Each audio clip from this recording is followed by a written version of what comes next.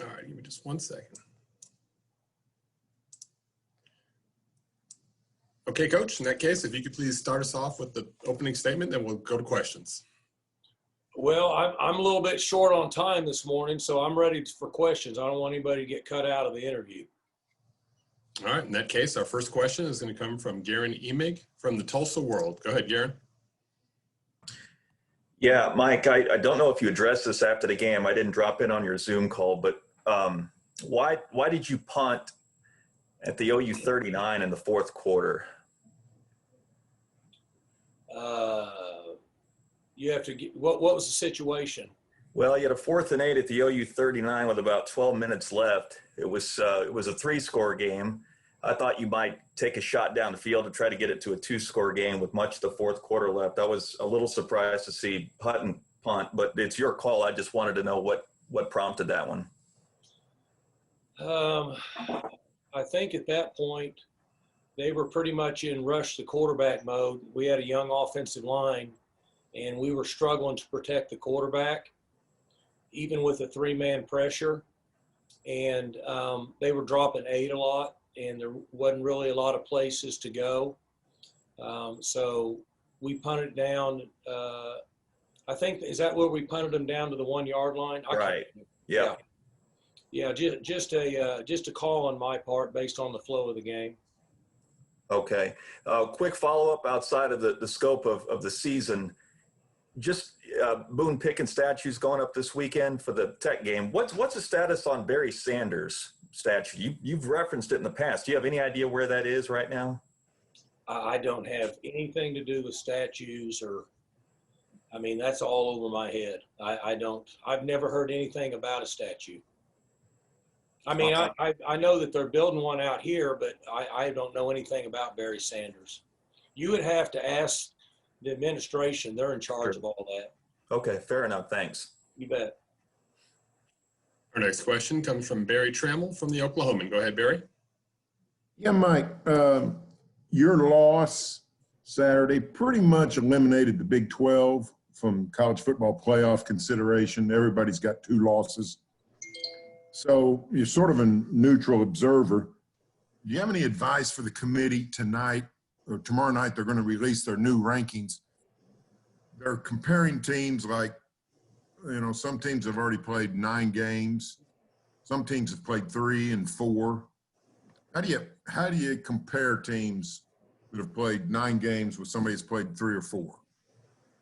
I think they've got their hands full. They're going to earn their money if they get paid. I don't know if they get paid, but I don't have any idea how they would take into account what's going on across the country.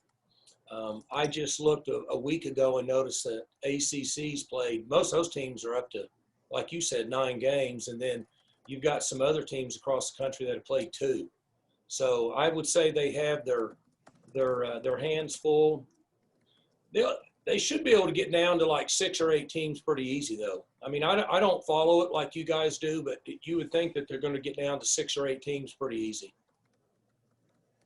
Do you think there's any justification or a case to be made for a 2-loss team, whoever emerges out of the Big 12, if they can win out and win the conference title game? Can you make a case that in a year like this, the Big 12 could still have a representative in the 4? I think they should. I think that anybody that wins in this league has 2 losses ought to get into playoff. I don't think they're going to take what I say into account. And my honest opinion there is if you have several 1-loss teams across the country ranked in the top 10, it would be extremely difficult for that to happen. People in this part of the country may not want to hear that, but I think if you're just looking at it and being reasonable, it would be difficult in my opinion. Thanks, Mike. Our next question comes from Robert Allen from Triple Play Sports. Go ahead, Robert. Yeah, Coach, how was practice last night? And when you take a look at what the objectives are this week and getting ready for Texas Tech, for instance, the quarterback position, so forth, what are your objectives? Other than just winning the game, what are you trying? Because the offense is trying to get its confidence back, so to speak. Well, first off, I mean, practice would be about like you expected. The only guy that was in a good mood was me, and because I'm the head coach and that's my job. Players are down, coaches are down, coaches are worse than players. So things will get better in the morning, which is now, and guys are back to work, and that's kind of life, you know. You pick yourself up and keep going. So from that standpoint, that'll answer the first question. The second one is you know, I'm guessing they're going to play Bowman at quarterback. I mean, I'm not sure, but he came in and led them to a victory in their last game. So I would think that he would be their quarterback. And then, I mean, we're playing with a young offensive line. I mean, guys that don't have a lot of experience and reps, and you can call it like you want. Charlie's doing a good job, and guys are playing hard and competing. But so we're trying to, you know, piece some things together and get those guys up and going. You want to talk about your quarterback situation? I mean, I know Lillyworth couldn't be protected per se, but when he came in, you got to give the kid credit. He didn't blink when he came in on that first drive. He went to work.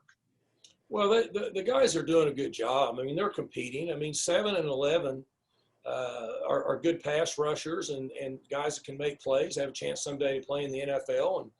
And you know, we're a little bit limited in protecting against those guys. So, but that's how you learn. That's how you get better. It wasn't easy for a quarterback at Oklahoma State to be productive in that game last Saturday night. That's a fact. So there's various reasons why, but the good news is that game's over with, and now we're prepared to come up with as good a plan as possible based on the people we have available for the next game. And that's what we do. Thanks.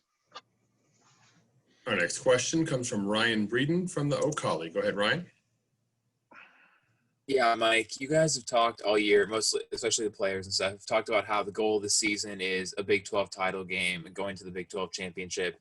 After last night, or after on Saturday night, can you just kind of talk about what the goals are and just kind of where the team is at going into the last 3 games of the year? Well, every year our goal is to win the Big 12 championship, which I've said forever. If that's completely out of the picture, then your goal is to be the very best player, very best teammate, very best coach that you can be every single day. That's our job. So if people think that you fold your tent based on that outcome, then 95% of the teams across the country would be folding their tent after week 5. Make for a pretty ugly season from that point moving forward. So as coaches, we're on salary here. We love to coach the game. As players, these guys are on scholarship or walked on, obviously. They love to play the game. And then there's something to be said about life. We get up and do the very best we can. We compete every single day and try to improve ourselves.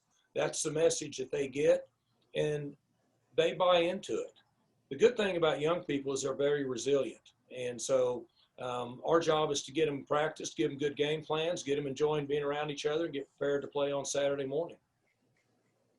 Thanks, Coach. Our next question comes from Jenny Carlson from the Oklahoman. Go ahead, Jenny. Hey, Mike, Garen asked you a little bit ago about Boone's statue. I just wanted to ask you a little bit about his impact. I mean, I know it's been talked about in various ways, but when you think about just, you know, what it has meant to have his you know, his dollars, but also his involvement, his passion, how do you sort of quantify that at this point? Well, he made the big jump with the $160 million, however many years ago that was, that initiated the stadium. And, you know, prior to his gift, you know, we had arguably the worst facilities in the league.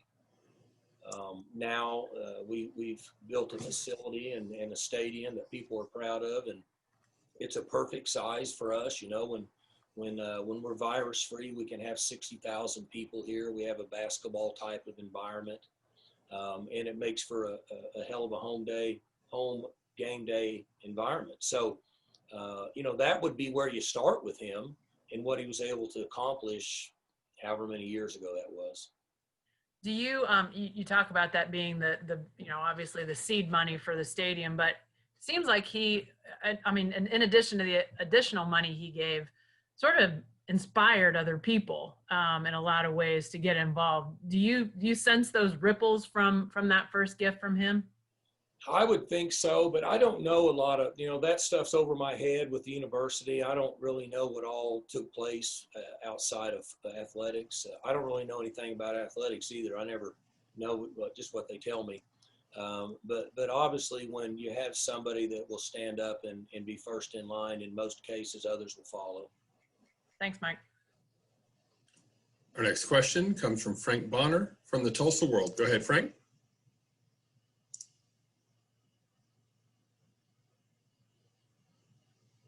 I used to be a really good lip reader, Frank, but I'm struggling here. My eyes and ears and my career are going bad.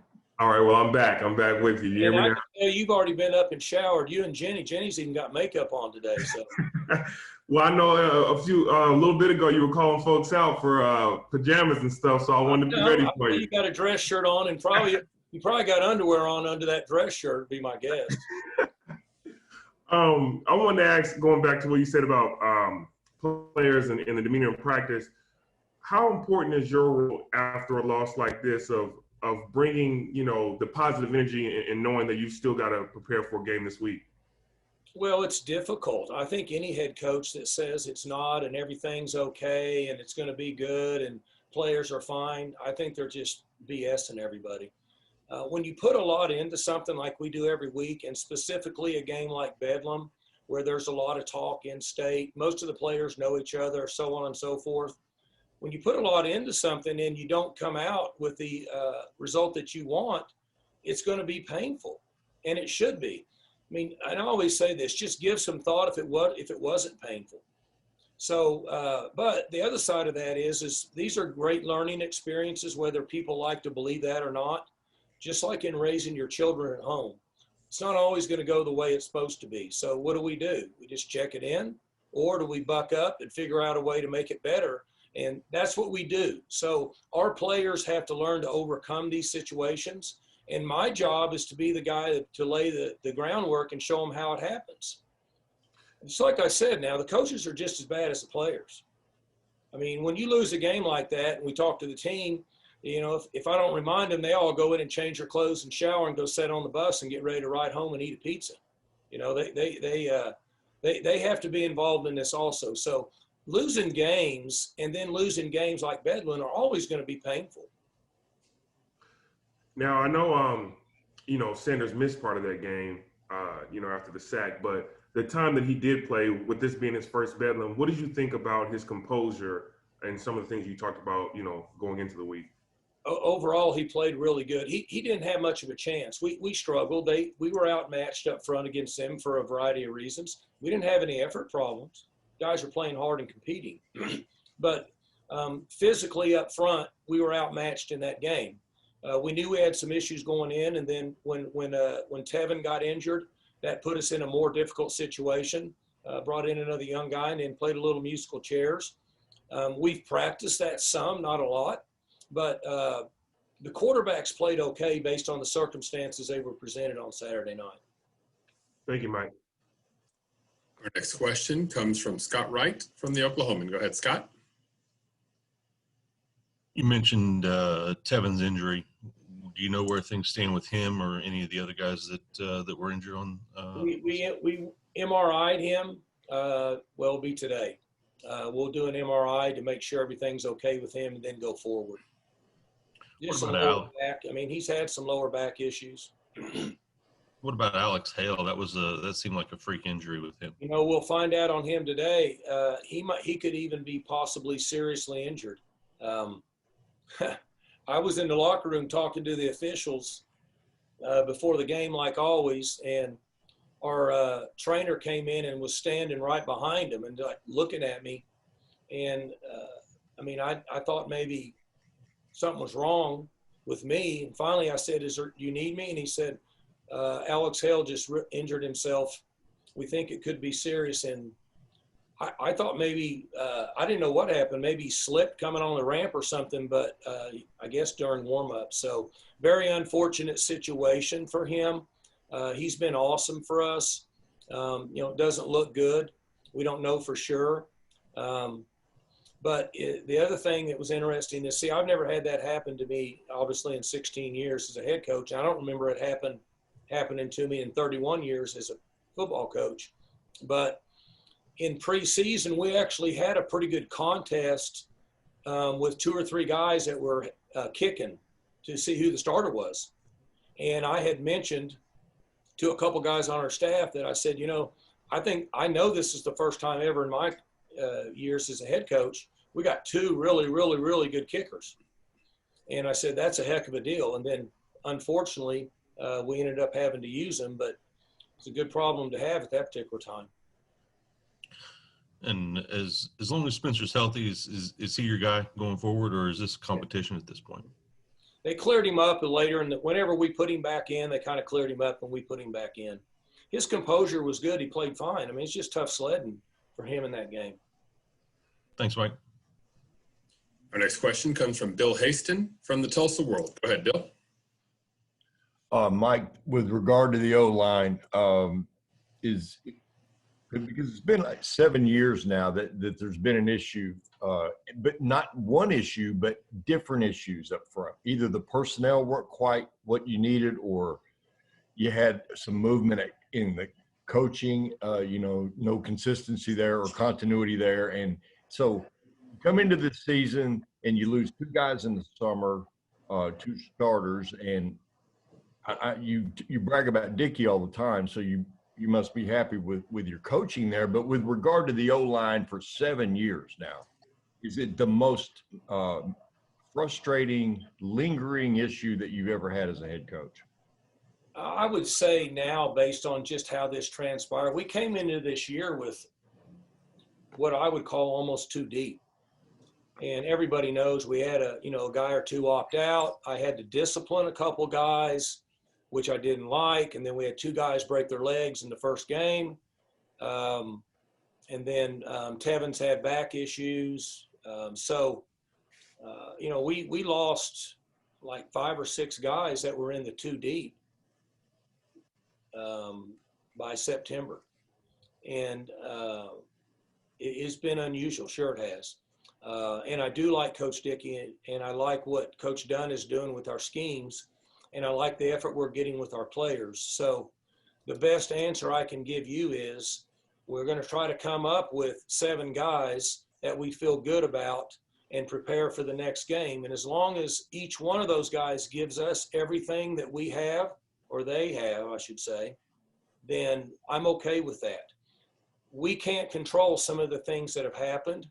And so we just ask those guys to do the best they can and give the effort they can and play hard. And we were getting that.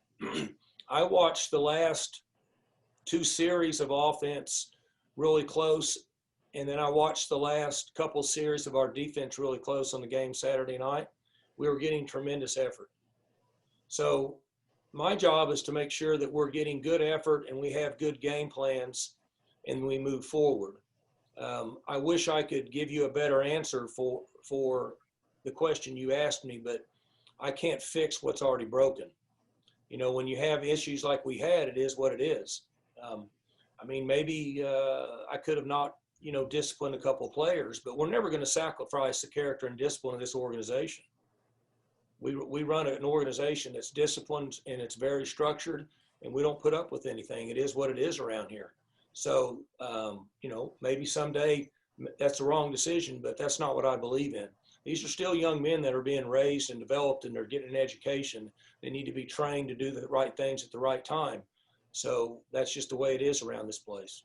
But is it particularly maddening for you that you had for about 6 years, maybe that it was the best position group in the program consistently, and it was the reason you controlled the games and won a bunch of games? And then since then, you've had anything that could go wrong up front has gone wrong at different points. Yeah, if I was at a blackjack table in Vegas and that was going on, I would get up and leave, if that's what you're asking me. Right. Now, we still have won a lot of football games during that time. But what you're saying is correct. We've had to do a lot of different things on the offensive line over the last 4 or 5 years. And the good news is this: we are getting a lot of work with young players right now. They are being thrown in the fire, and that's going to pay dividends in the future.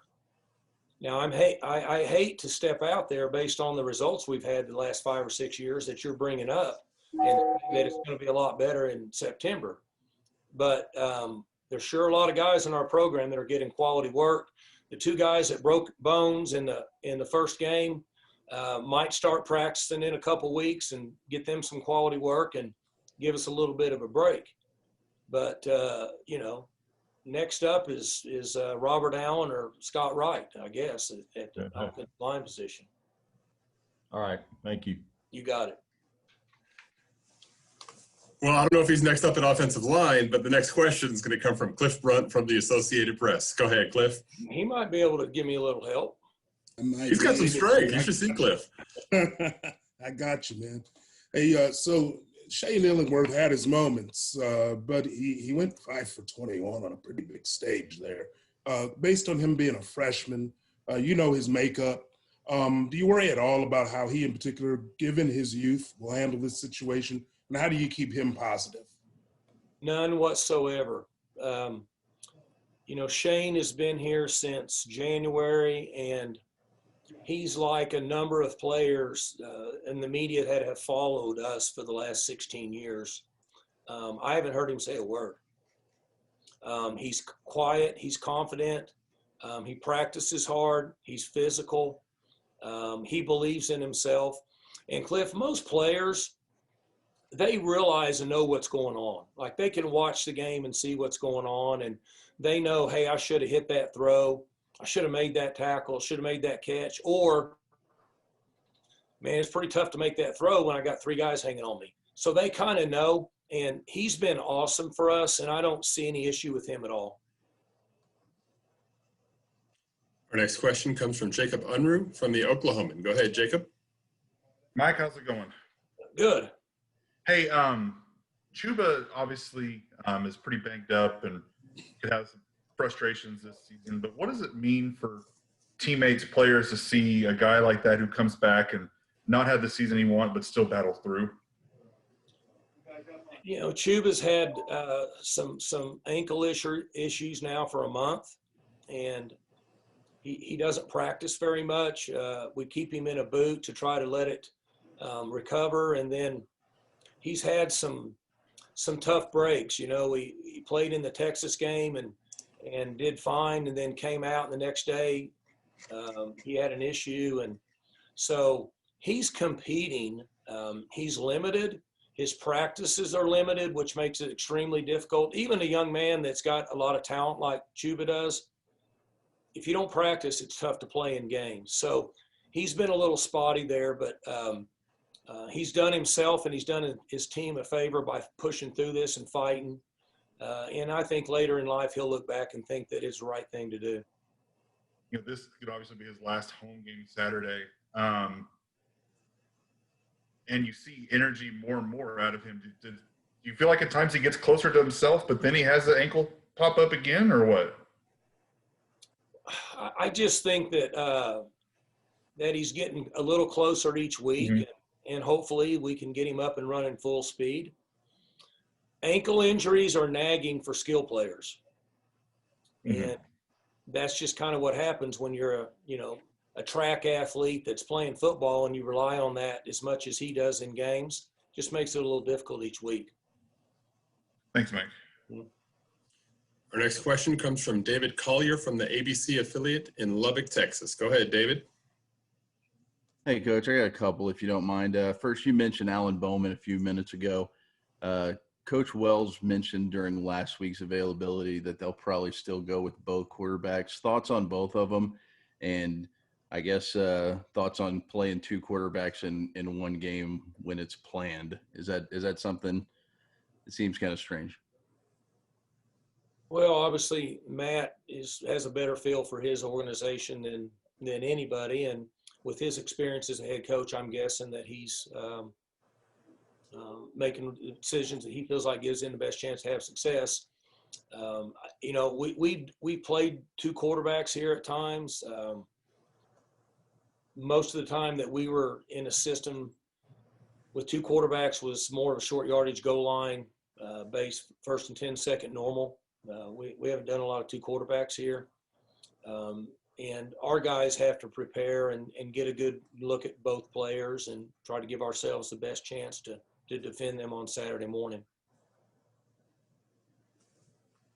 All right, Coach, I know we got the Big 12 call coming up here, so just a couple questions and then we'll call it good. Our last two questions will come from Bill Haston and Barry Trammell. Let's go ahead and start with Bill. Go ahead, Bill. Mike, so if part of your responsibility this week is to uplift and kind of help your guys recover, who delivers any sort of uplifting message to you? Who helps you recover from a week like last week, from a game like Saturday? You guys. Yeah. You're all I got. It's lonely, man. The kids at the house, they won't talk to me. The old lady won't talk to me. Family won't talk to me. I probably don't even get to go to Thanksgiving. I can tell you this right now. Y'all think I'm joking, but it's lonely at the top, man. And but I've done this a long time, Bill. I'm in year 16, and I don't know why anybody would keep me this many years, but I've said this a lot, and I'll say it again. My job is to look at the effort and the game plans that we have and put together how I feel about our football team. And if effort becomes a problem, if attitude ever becomes a problem, we have an issue that has to be fixed. That's not happened on this football team. If game plans aren't very good, then I have to fix that with the coaches. I didn't like our concept on Saturday night. We could have done a better job of coaching. When I looked at it again, I graded every play Sunday morning in all three phases. In special teams, we were just fine.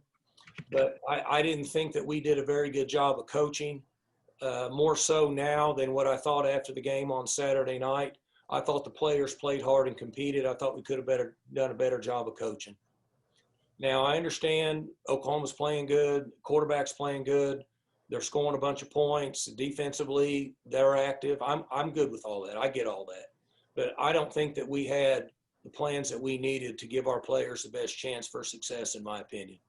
That's how I do it. Sometimes I'm not a very popular guy. It is what it is. But that's not ever worried me. I don't care.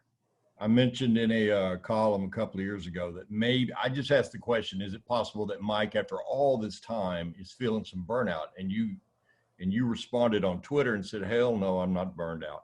And so now you're at the I don't even get on Twitter. Somebody must have put that out for me. There you go. But now you've been doing this now as a head coach as long as Switzer did it at OU, like as long as Wilkinson did it at OU, you know what I mean? A long time. And so if it's not burnout, I mean, how do you battle through, or how do you fight through the wall when you do hit that wall? And I'm not saying you have. I'm presuming, though, that probably there are times when you wake up and say, do I really want to do this today? Well, I have not ever woke up and said, do I really want to do this? I have woke up sometimes and said, this is getting hard. And then I have to sit and think what my options are based on the situation that's been presented to me. And when I go to practice or I have a team meeting, Bill, there's going to be 120 people staring at me. And there's probably 118 of them that want an answer. And that's what you're talking about. But I can't stay at home, and I can't retire, and I can't not do anything. And I don't know if I'm any good at being a coach, but I'm probably not any good at doing anything else. I'm not any good at farming. I lose money farming. So the point being is this, is that this is what I do. This is how I do it. This is what I enjoy doing. And I'll be honest with you, Bill, I like having my back against the wall. I enjoy that. I woke up this morning at 5:17 and I was at work by 6:10. If we would have won, I probably wouldn't have got up till 6:10 and been at work till 8. So maybe I'm a little backwards, but the point being is, at some point, maybe I'll get to, when Bob talked about doing what he did at Oklahoma, he said he wanted his own time. He didn't want to be on call 24/7. He just wanted his own time. And I think at some point, maybe that happens. And there's some truth to that. As a head coach, you're on call 24/7. That's what we are. So I haven't got to that point yet. I like what I do. I like the young people. I like the coaches. I like our staff. At some point, the people around here will think, hey, somebody can do a hell of a lot better job at Oklahoma State than Coach Gundy. They'll probably can me, and then I'll go off and coach junior high football or something. But as far as me saying that it's burned me out, I'm really a long ways from being burned out. Thank you, Mike. Mm-hmm. All right, and our final question is going to come from Barry Trammell. Go ahead, Barry. Yeah, Mike, you talked about you weren't, after seeing the film, you weren't crazy about the concepts. Was that offense or defense more so than one or the other? That could have been both of them. And I'm not blaming their staff because I'm involved in that. I see what they're doing. I see what they're doing. I buy in. I don't buy in. We make adjustments either way. But so it starts with me because I knew what was going on. I just, after looking at it, maybe we underestimated a couple things with them personnel-wise on both sides of the ball. And some Monday morning quarterback, but I would have done it differently if I had to do it all over again. I'm just being honest with you. Most of the games we come out of, Barry, I feel like that we were either every bit as equal or outcoached the people we play over my 16 years. But if I had to do it all over again, I wouldn't do what I did. I don't want to get into specifics. I know you're going to ask me that, but I don't want to get into that. But I'm just saying, I've already met with the offense last night and then met with the defense this morning, and I shared that conversation with them that this is what we should have done in my opinion. And it's not their fault. It's my fault because I okayed everything that went out the door. You mentioned, Oklahoma's playing well and scoring a lot of points. Your defensive problems, especially that first quarter, how much of that is you just hit a buzzsaw? They were an okay offense, good offense early in the year, but the last 3 weeks, they've looked like Kyler Murray's offense. Are they just becoming a monster again offensively? They're really good right now on offense, Barry. I'm not going to evaluate them one or the other. I mean, there was a year, I can't remember what year it was, they had 4 NFL linemen playing, and the center wasn't eligible because he was a freshman or sophomore. And he's that kid's a hell of a player. I've not seen people do what he can do on tape. I wish we'd have played them in August, to be honest with you, after watching how they've progressed over the last 6 weeks. And I don't mind giving credit where credit's due. But I have to give them credit, but we should have been better in the first quarter. And then we just played right into the fire, Barry, because we had a questionable call on intentional grounding on the second play of the game that didn't help us. That set us back a little bit. And then we hit a throw, and if we wouldn't have had that, we could have got a first down, got maybe a little momentum going. And then we had a tough break on the interception. And then when you play a team that is playing as well as they are now and you get behind by 21, it's not easy to come back. So then it becomes one-dimensional. That's not the type of team we are right now, specifically offensively. We're not in a position that we can be one-dimensional at this time. Thanks, Mike. All right, well, that'll do it for the questions. Coach, I know you got that Big 12 call, but anything while we got the group here just to take us home? I'm good. Anybody, I'm all for compassionate talks. If anybody wants to give me a compassionate talk. Appreciate you guys. Have a good one. Coach, thank you. We appreciate you. I got you.